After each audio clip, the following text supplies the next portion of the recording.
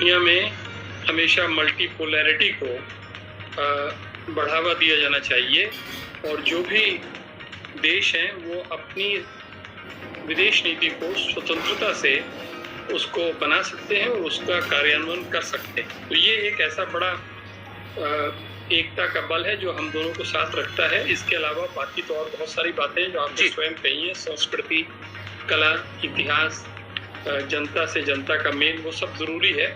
और मैं विशेष रूप से कहना चाहूँगा कि फ्रांस के बारे में थोड़ा बहुत मैं जानता हूँ। सबसे पहली पोस्टिंग मेरी भारतीय एम्बेसी पेरिस में ही हुई थी जी। वहाँ पर फ्रेंच भाषा सीखने का अवसर मिला था और उस ज़माने से आज के ज़माने तक फ्रांस में जो भारत के प्रति दृष्टिकोण है, भारत के प्रति जो परसेप्शन से छवि है, वो पूरी तरह से बदल चुकी है। और इसमें कोई संदेह नहीं है कि आज जो सम्मेलन हुआ है उसकी सफलता में हमारे जो मुख्य देश हैं उनका हाथ रहा है। फ्रांस का जरूर इस बारे में सर मैं एक चीज इसी के साथ आपसे जोड़ के पूछना चाहूंगा, क्योंकि India middle east European economic corridor की भी आज लॉन्चिंग हुई है, इसकी शुरुआत हुई है। फ्रांस के राष्ट्रपति की भी मौजूदगी वहाँ पे थी, तमाम विश्व नेताओं के साथ में।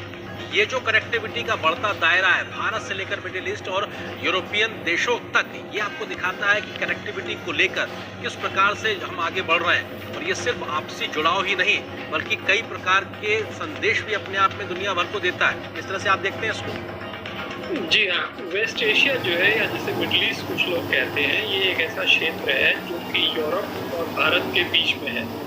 भारत का इससे ऐतिहासिक संबंध रहा है और ये जो इकोनॉमिक कॉरिडोर या कनेक्टिविटी कॉरिडोर की बात आज आगे बढ़ी है, दो बातें मैं स्पष्ट करना चाहूँगा कि ये प्रत्यक्ष रूप से G20 का प्रोजेक्ट नहीं है, पर G20 के सम्मेलन का पूरा लाभ उठाते हुए जो भी संबंधित देश थे उनके नेताओं ने अपनी अलग से बैठक में शामिल होकर और पहले से जो तैयारी का काम चल रहा था उसको आगे बढ़ाते हुए अपना अनुमोदन किया है। और इसकी आपने जैसा स्वयं कहा, इसके आर्थिक जो लाभ होंगे वो न केवल क्षेत्र को होंगे बल्कि उसके जितने भी पार्टनर्स होंगे उनको भी मिल सकता है।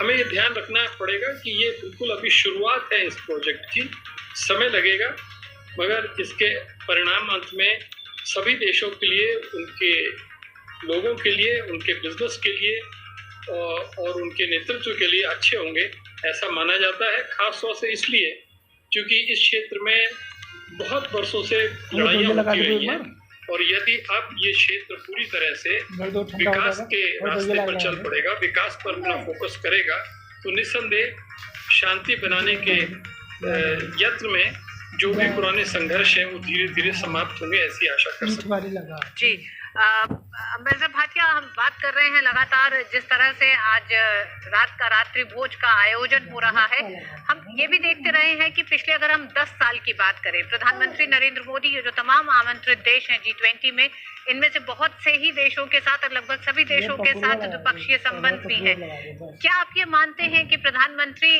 अपने जब दौरे करते रहे हैं इन तमाम देशों में तो भारत की संस्कृति को इन देशों से जोड़ते रहे हैं? आज जब ये तमाम राष्ट्राध्यक्ष भारत पहुंचते हैं, दिन भर की बड़ी मुलाकातों और ठोस मुद्दों पर मंथन के बाद ये जो वक्त है रात्रि भोज का, मुलाकातों का, क्या आपको लगता है ये भी एक सॉफ्ट डिप्लोमेसी में एक बड़ी भूमिका अदा करते हैं? निस्संदेह मैं एक स्कॉलर के रूप में, क्योंकि मैं तो बहुत वर्षों पहले विदेश सेवा से रिटायर हो चुका हूँ, मगर पिछले 13-14 सालों में researcher, scholar, think tank leader के रूप में काम करता रहा हूँ। तो स्कॉलर के रूप में मैं ये कह सकता हूँ कि आज भारत के पास एक फॉरेन पॉलिसी प्राइम मिनिस्टर है, यानी एक ऐसा प्रधानमंत्री जो बहुत सक्रिय विदेश नीति में विश्वास रखने के लिए सारी दुनिया में जाना जाता है।